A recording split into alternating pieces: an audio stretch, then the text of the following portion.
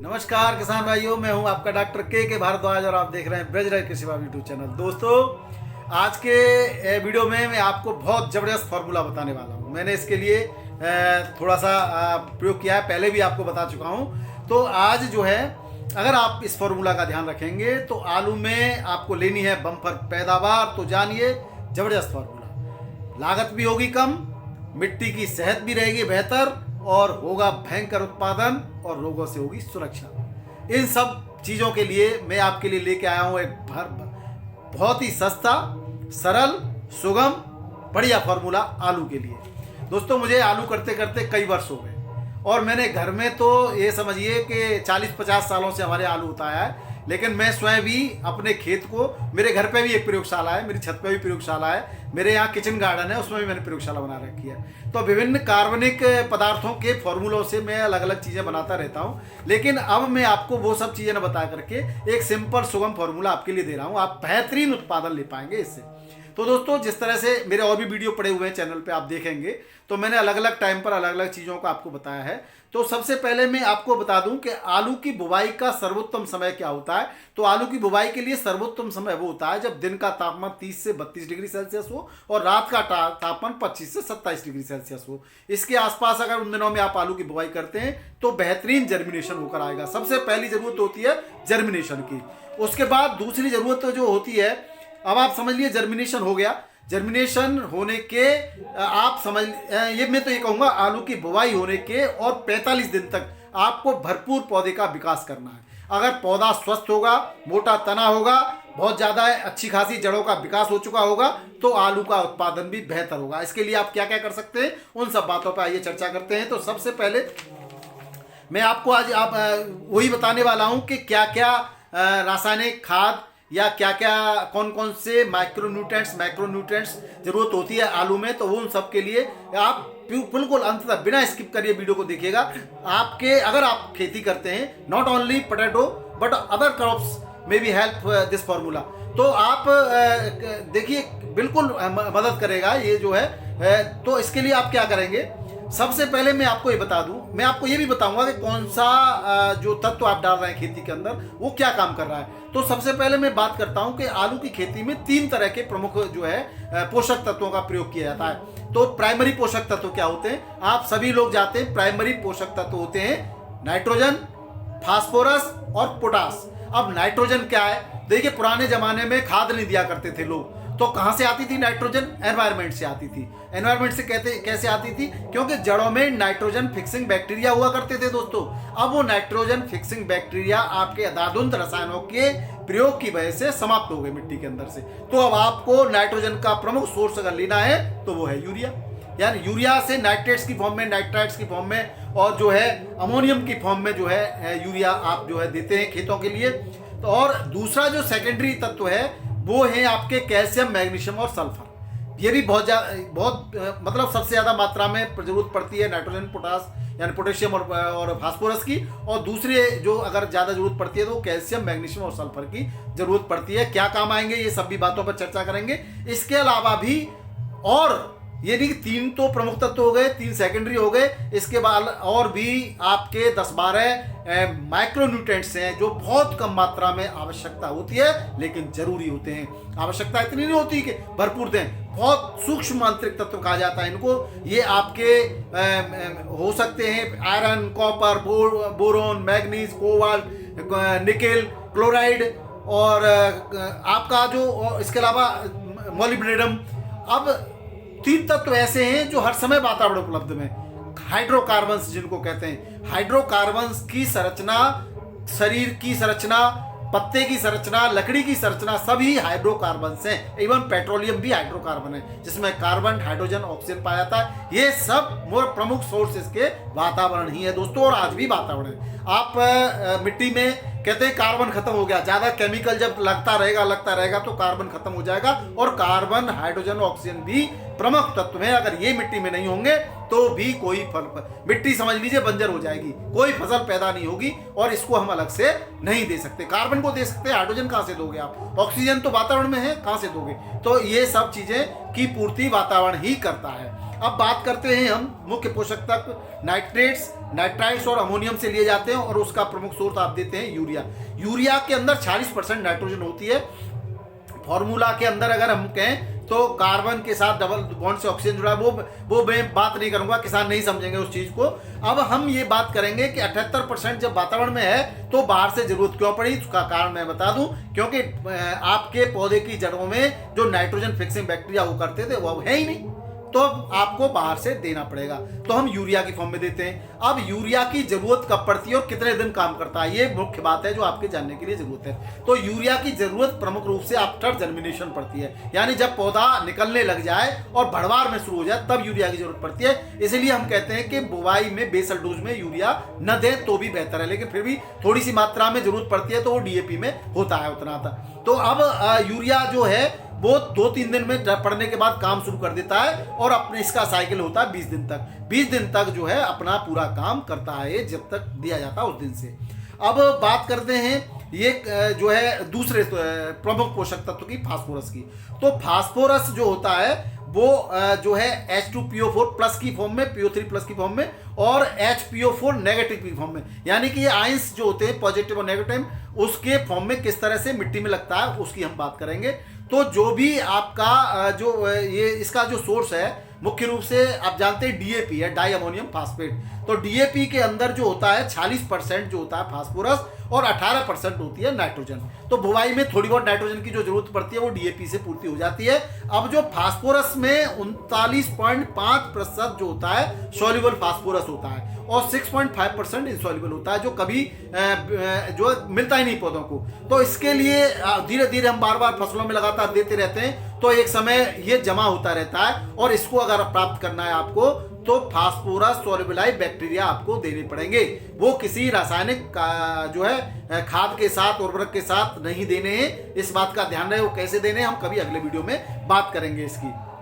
अब इसके जो कार्य होते हैं वो बहुत प्रमुख कार्य हैं। फास्फोरस ये समझ लीजिए संपूर्ण बढ़वार, पौधे का तना, पौधे की पत्ती, जड़ों का विकास, बीज का विकास, पौधे फलों की साइज, सब कुछ फास्फोरस पर निर्भर करता है दोस्तों। अब हम बात करते हैं तीसरे तत्व पोटेशियम की। पोटेशियम को पोटास कहते हैं और पोटास का जो मुख्य स्रोत जो आप लोग देते हैं वो आप जो है एमओपी और एसओपी की फॉर्म में देते हैं। वैसे तो पोटेशियम सोल्युबलाइज्ड बैक्टीरिया भी होते हैं लेकिन वो अब मिट्टी में तो है नहीं, क्योंकि हम लगातार रसायनों का प्रयोग करते करते वो हमने मार दिए हैं। तो हम कृत्रिम रूप से फास्फोरस सोल्युबलाइज्ड बैक्टीरिया का कल्चर दे सकते हैं। वैसे आलू की फसल में आप सभी लोग मोडरेटर ऑफ पोटास और सल्फेट ऑफ पोटास का प्रयोग करते हैं। तो उसका जो काम क्या है मैं आपको बता दूं। पोटेशियम का पीएच जो होता है एमओपी का वो 7 होता है और ये सुरक्षा कवच तैयार करता है फसल के लिए, पौधे के लिए। भोजन वितरण में सहायक होता है, फलों और फूलों के विकास में सहायक होता है। तो बहुत जरूरी तत्व है ये। और इसका अगर एमओपी की बात करें उसका पीएच 7 होता है और एसओपी का पीएच जो होता है वो 8.5 होता है दोस्तों। अब ये पोटास देना कब चाहिए, तो पोटास को मिट्टी में ही मिला देना चाहिए। ऊपर से हम एमओपी और एसओपी को नहीं दे सकते। ऊपर से अगर देना होगा तो सॉल्युबल फॉर्म में जो आपके लिक्विड फॉर्म में आता है उसका स्प्रे किया जाता है। वो जब करना होता है जब फसल हमारी जो है 60 दिन के बाद या 60 दिन की हो जाए उस समय करना होता है। उसका वीडियो मैं अलग से आपको दूंगा। अभी मैं 45 दिन तक का पोषण आपको बड़ी भरपूर बता रहा हूं। ये आपने कर लिया तो मेरी गारंटी है दोस्तों, आप मुझे कर लेना, बहुत रोगों के चांस नगण्य हो जाएंगे और पैदावार आपकी भरपूर हो जाएगी। अब बात करते हैं ये आपको बता ही दिया मैंने। अब बता एमओपी का प्रयोग मैंने पहले भी एक वीडियो में बताया आपको कि तराई के क्षेत्रों में, समुद्र के किनारों पर और जहां पर नहर और बंबे के किनारे हैं उन खेतों में अगर संभव हो तो एसओपी का प्रयोग करना चाहिए, क्योंकि एमओपी में क्लोराइड होती है। तो क्लोराइड धीरे धीरे जमा होकर के पीएच को डाउन कर देती है और फिर अन्य जो पोषक तत्व हैं वो आपके काम नहीं करते। तो इस चीज का भी विशेष रूप से ध्यान देना चाहिए। अब मैं आपको जो है एमओपी 5 से 7 दिन में अपना काम शुरू कर देता है और 2 से 3 माह तक कार्य करता रहता है पड़ा जड़ों के अंदर, मिट्टी के अंदर। और एसओपी की बात करें तो एसओपी भी 5 से 7 दिन में अपना काम शुरू कर देता है और चूंकि ये त्वरित रूप से काम करता है तो 1 से 1.5 माह में अपना पूरा काम कर देता है। इसलिए अगर त्वरित आपको फायदा लेना है तो कम मात्रा में एमओपी के कंपैरिजन में एसओपी कम देकर भी हम काम चला सकते हैं। अब ये तो हो गए द्वितीयक पोषक तत्व।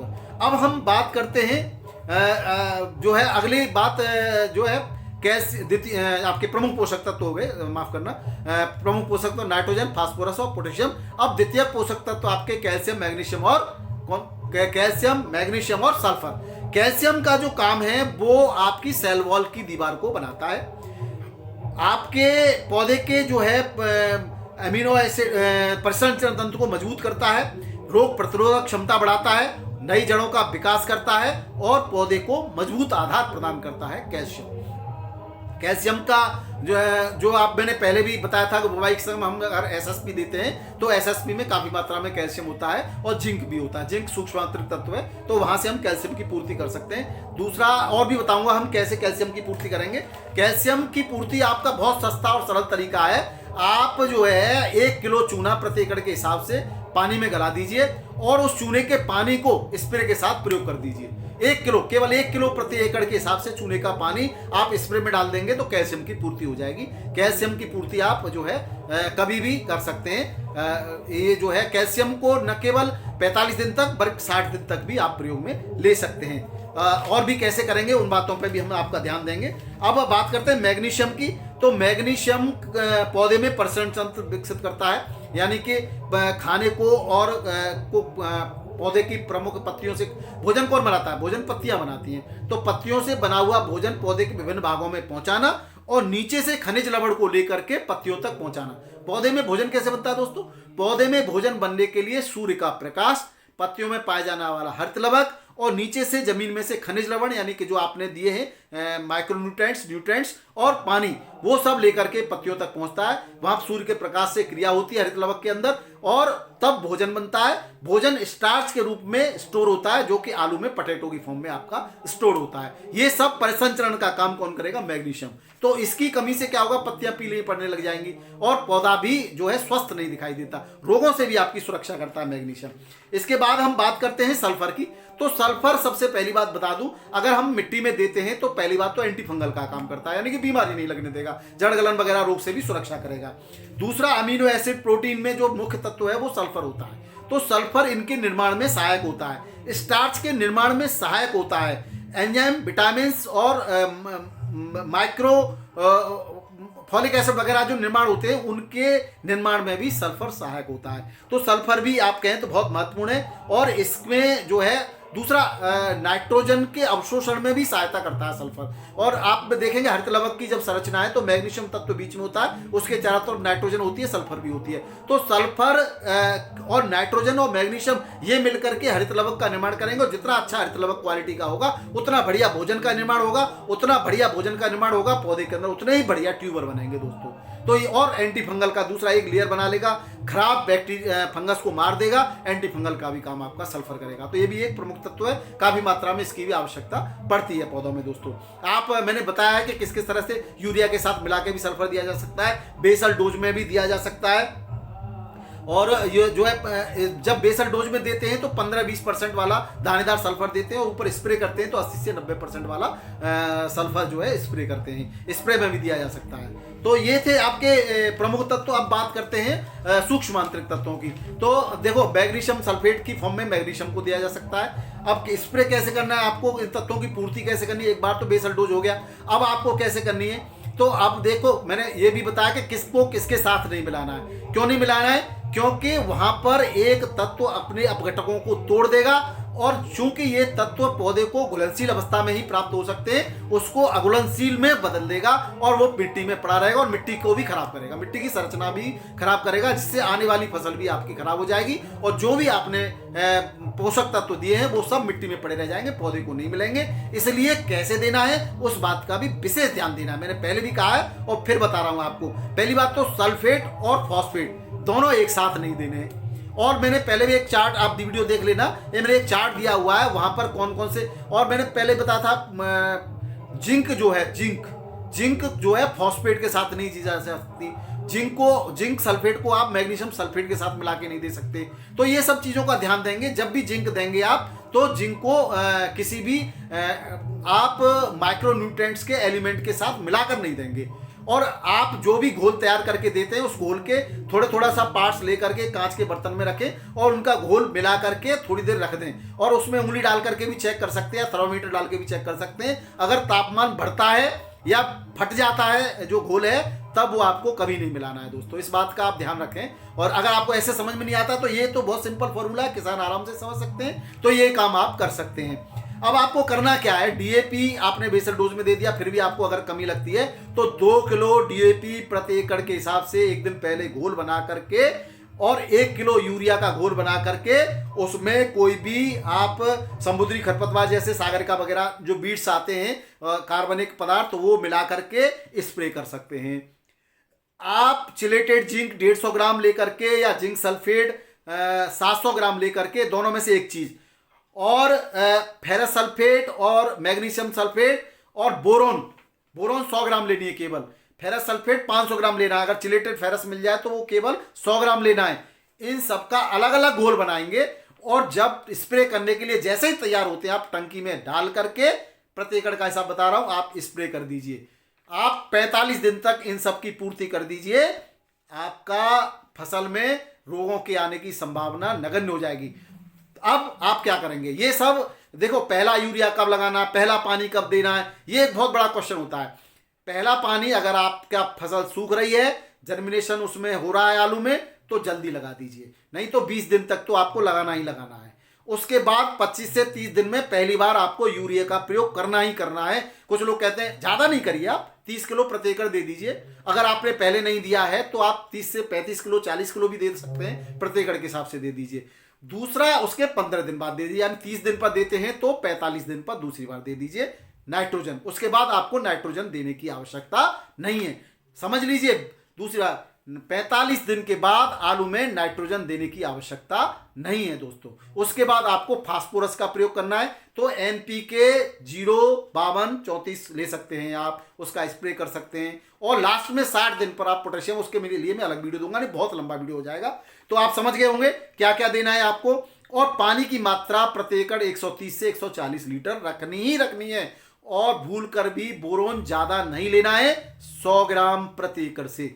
आप ध्यान रखें, ज्यादा लेंगे फसल के जलने के चांस होते हैं। और बोरोन जो है आलू के अंदर संरचना को मजबूत करता है और उसके अंदर सुंदर आएगा, चमकीलापन आएगा। इसलिए बोरोन जब भी स्प्रे करें 100 ग्राम प्रति एकड़ के हिसाब से बोरोन आता है, हाइड्रेटेड बोरोन आता है घुलनशील, उसका प्रयोग आप करते रहें। और अगले वीडियो में फिर से मैं बताऊंगा, फिर भी आपकी कोई क्वेरी हो जरूर कमेंट बॉक्स में दीजिए, फिर से वीडियो बना करके मैं आपकी मदद करने का प्रयास करूंगा।